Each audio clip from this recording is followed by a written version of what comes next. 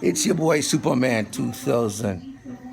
They're announcing the volleyball game on the beach later on. I don't think I'm gonna be in that. Part it up. All right, reason number. This is part two of why Dana White should step down from the leadership of the UFC. Now, I've already covered the the issues with fighters, issues with the contract, issues with personal relationships, issues with integrity, issues with always trying to change the narrative of how he communicates with the fighters and who's wrong versus who's right. And then the other issue the other specific reason why Dana White should definitely, absolutely, if not step down, take a back role. The other issue is this: there is no the matchmaking in the UFC and the ranking system. It's not uniform. It's all around his perspective, who he feels gets what. And I think that puts fighters in a bad situation because you could have a Frankie Edgar situation where you work your butt off, but you're always on the back burner before you get your title shot. Are people always dodging you out? Are you able to move uh, events and people around to protect whoever he likes as a rising star? So that's one of the other things. The UFC doesn't have a fair ranking system, and he's failed to implement that over time. Okay, now the it's a lot of reasons, but the ranking system is one.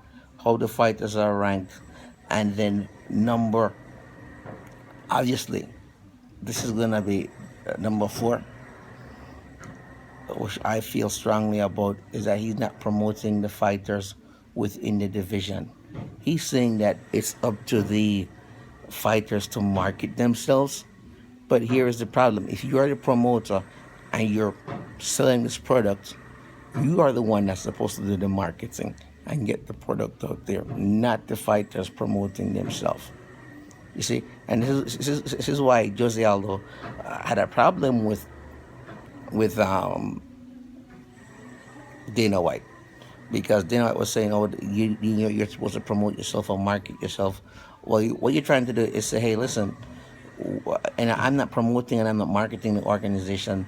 You're supposed to promote and market yourself. And if you promote and market yourself, then you get the opportunities to get the fights you want. But as a promoter, what are you doing? When do you promote and market the events? When do you get behind the divisions and build them up? Build them up. For example, Demetrius Johnson, pound for pound, one of the best. He's really doing it undefeated for a long time. Very talented. But Dana White has nothing to say but negative things about the guy. He's a needle mover. His division doesn't settle any pay-per-views. Well, there's a reason for that.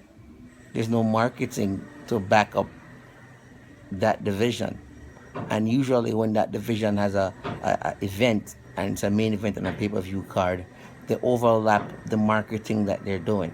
So you'll hear about UFC 212 coming up, then all of a sudden, next thing you know, 213 is being marketed more than 212.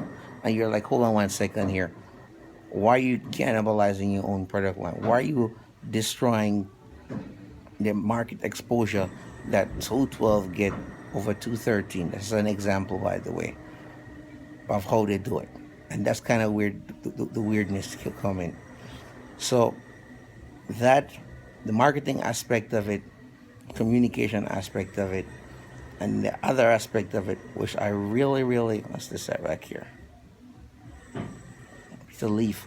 The other aspect of it, which I really find disturbing in regards to Dana White, is that he's not able to maintain credible relationships with the fighters. Now, I know I said this before in terms of the contracts and his negotiation strategy. Even if you give people bum contracts, still maintain relationships, good long-term relationships with your fighters.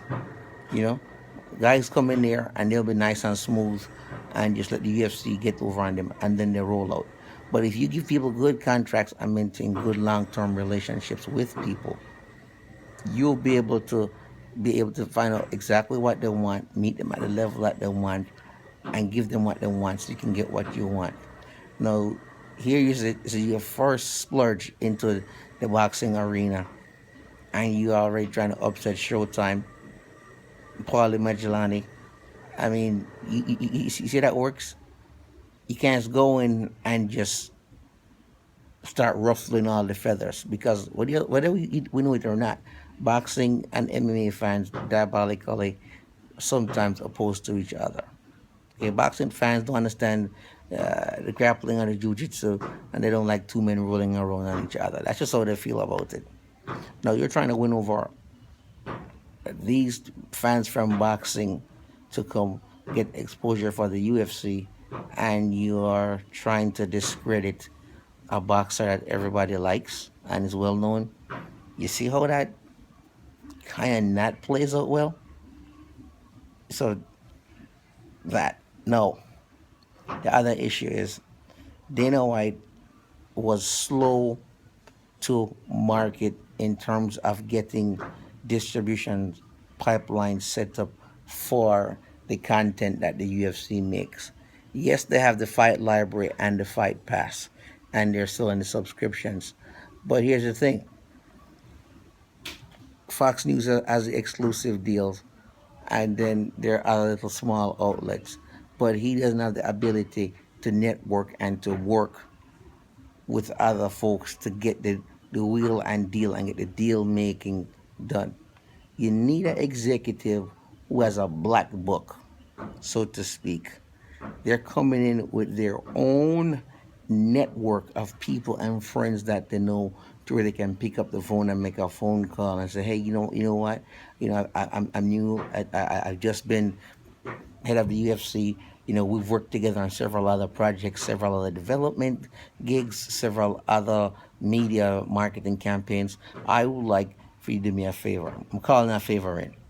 And then you get something done. He doesn't have the network of people in the TV industry and media conglomerate industry to get things done. He's just it's almost like a bully trying to edge you in, and sometimes that'll work. They'll let you edge you in, but then they'll put a cap on it. Now the UFC, that's what might pay four something billion or 3.2 something billion for it. I gotta go back and check my math, but let's roll it off to 4 billion. Okay, it's 4 billion, right? And they're close to grossing between 500 million a year. All right, it's gonna take some time for them to get that money back, and now they're expanding into other markets, which means that after purchasing the UFC for 4 billion, the buyers are going to have to pump additional capital into it, and you're keeping Dana White around. And from every conversation that you have with this guy, there's no strategic long-term plan. It's only he should just be used as either a matchmaker for rubber matches or just somebody who looks at things at a high level. In terms of long-term strategic goals, he doesn't have that vision. And what you're seeing is and even with the UFC, the pay-per-view model is not ideal for them. It's not ideal because once you have one big star, and that one big star is out or injured, pay-per-view buys drop. You know, so that creates a problem, and nobody's gonna want to drop $40 and $60 every couple months just on fights that they can probably watch on YouTube for free. I'm just saying. I'm just saying. Some people are patient like that. So that's kind of where I think Dana White is lacking. You know, a real manager and a real person, CEO type with vision, always has a long-term strategic plan. You have to telegraph what you're doing to your competitor. I'll give you an example, and I bring this up over and over again, but it's like it's a dead horse I'm beating, but it has to be beaten.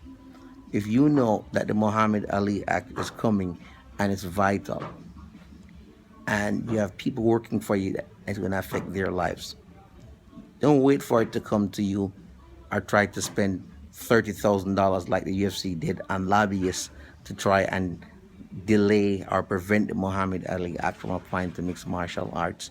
Don't do that. Don't try and sweep the problem under the rug because they're gonna get better compensation. No, you go ahead and you embrace the Muhammad Ali Act.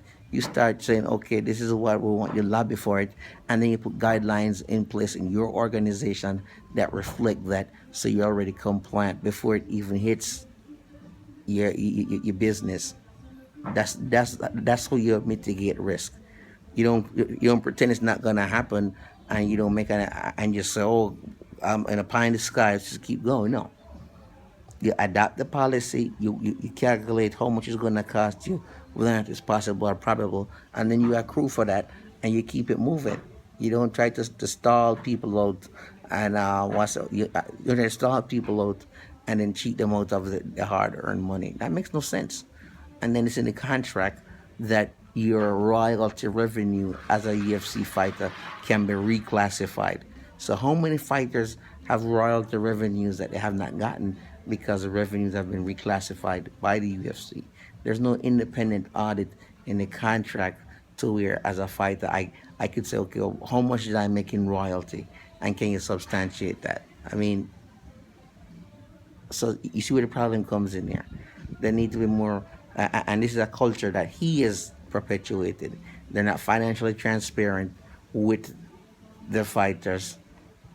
That's the first thing, and then the contracts that have in place really exploit the fighters. In addition to that, they're not willing to adapt policies that will protect the fighters financially.